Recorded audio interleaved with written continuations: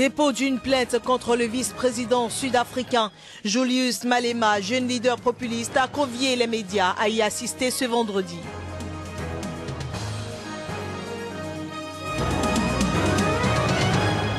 En Tunisie, 8 suspects ont été arrêtés en lien avec l'attentat de Sousse. L'information a été rendue publique par le ministre en charge de la société civile.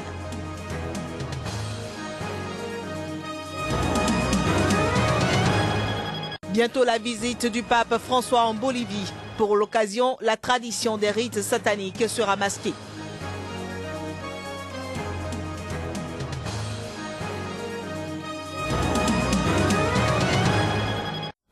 Bonjour chez vous, bienvenue dans ce journal. En Afrique du Sud, le jeune leader populiste Julius Malema et ses partisans ont convoqué les médias ce vendredi pour assister au dépôt d'une plainte contre le vice-président sud-africain. Julius Malema accuse Cyril Ramaphosa d'avoir commandité le massacre de 34 mineurs tués par la police à Marikana en août 2012 alors qu'il grèvait. Notons qu'au moment de la tuerie, Cyril Ramaphosa était membre du conseil d'administration de Lonmin, l'entreprise britannique employant les grévistes. La fusillade en question était la pire qui était connue, qu'a connue l'Afrique du Sud depuis la fin de l'apartheid. Nous poursuivons ce journal en mettant le cap sur le Libéria. Au moins 2 nouveaux cas d'Ebola ont été identifiés après l'annonce mardi du premier cas en 3 mois. Conséquence, le pays doit à nouveau appliquer les mesures d'hygiène en vigueur contre l'épidémie pour éviter de replonger dans le chaos. L'épidémie gagne de nouveau du terrain au Libéria. Une nouvelle victime en a fait les frais. Ses proches sous le choc ont encore du mal à accepter que le virus Ebola soit à l'origine de son décès, affirmant qu'elle ne présentait pas les symptômes de l'épidémie. Lorsqu'il a commencé à être malade, il n'a jamais donné de signe qu'il était atteint d'Ebola. Moi, j'étais là. Il n'a jamais vomi. Il n'est jamais allé aux toilettes. Rien. Il n'avait que de la fièvre. Ce décès est le 2e cas enregistré au Libéria au cours de cette semaine. En dehors des 2 victimes décédées, 2 personnes supplémentaires ont été testées positives au virus après avoir été en contact avec la première victime. Plus de 99% des victimes de l'épidémie se retrouvent en Guinée, en Sierra Leone et au Libéria, ce dernier ayant payé le plus lourd tribut avec plus de 4000 morts à son actif.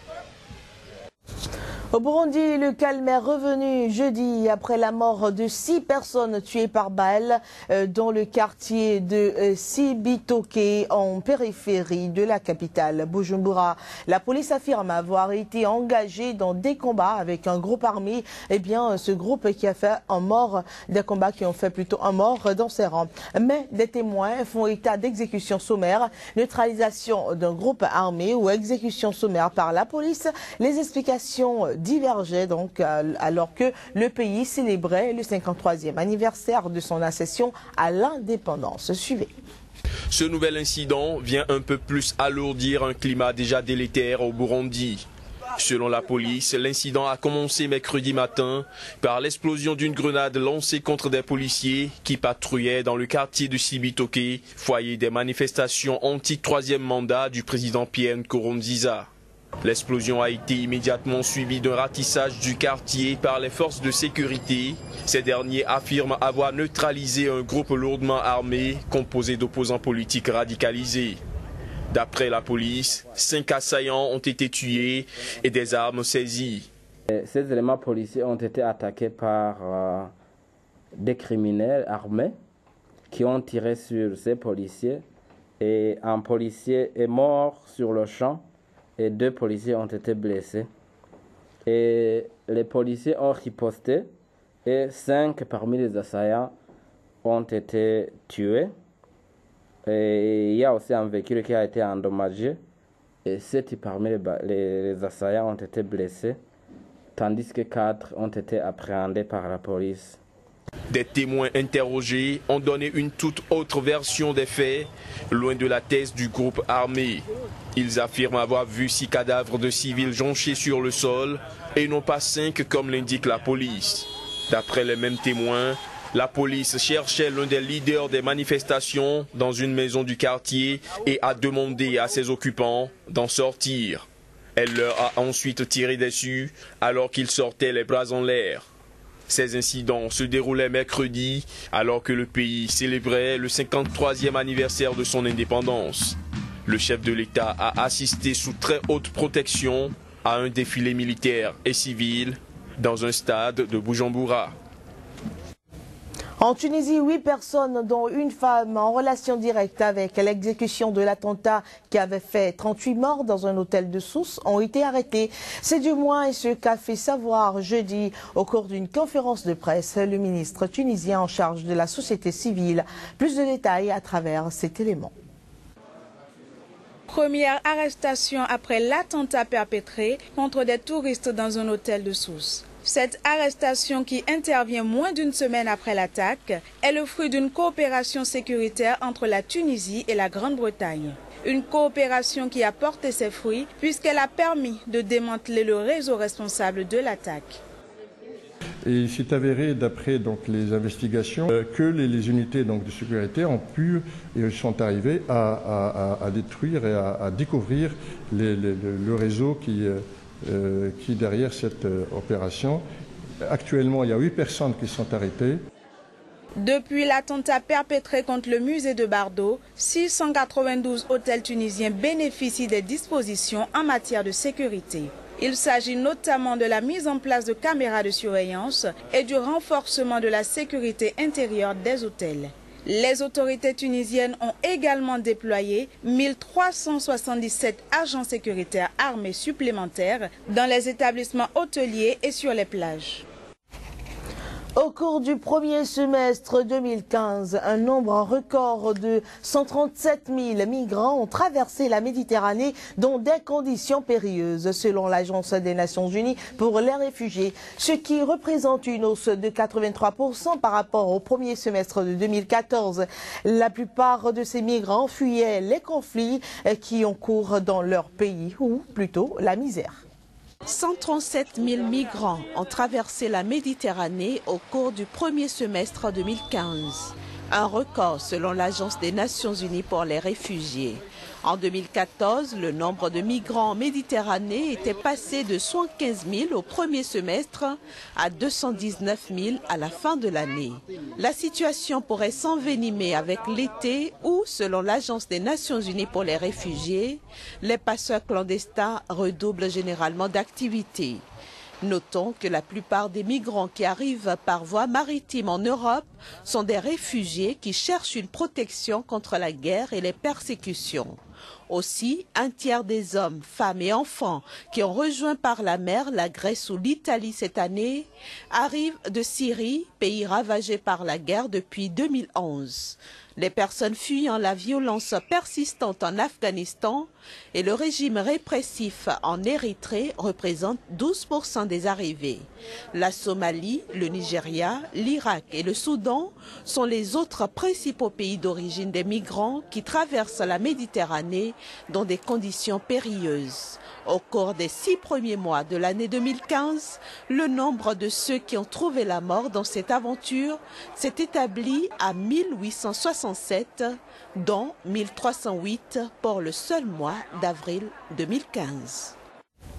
Le 8 juillet prochain, le pape François empruntera une route sur laquelle se trouve le virage du diable. Un endroit embarrassant pour les catholiques car des rites sataniques s'y déroulent. Les autorités ont promis de maquiller le lieu avant la visite du pape en Bolivie.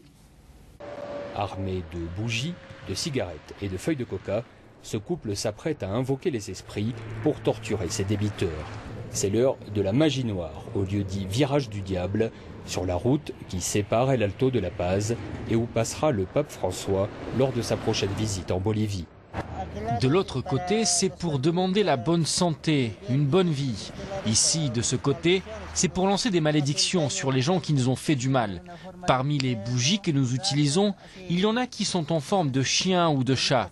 C'est pour demander que ces gens-là vivent comme chiens et chats, qu'ils se battent entre eux. L'endroit doit son nom à une roche aujourd'hui disparue qui aurait ressemblé au diable au détour de la route. Les nuits de mardi et de vendredi se réunissent ici aussi bien les malfaiteurs, implorant que leurs crimes soient couverts, les chauffeurs routiers priant pour éviter les accidents ou les victimes venus réclamer vengeance.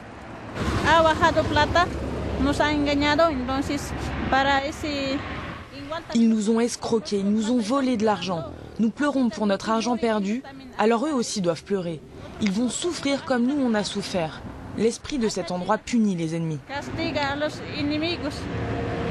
La tradition indigène reste fortement ancrée dans le pays et beaucoup de Boliviens pratiquent au quotidien ce genre de rituel issu du mélange entre religions andines et foi chrétienne.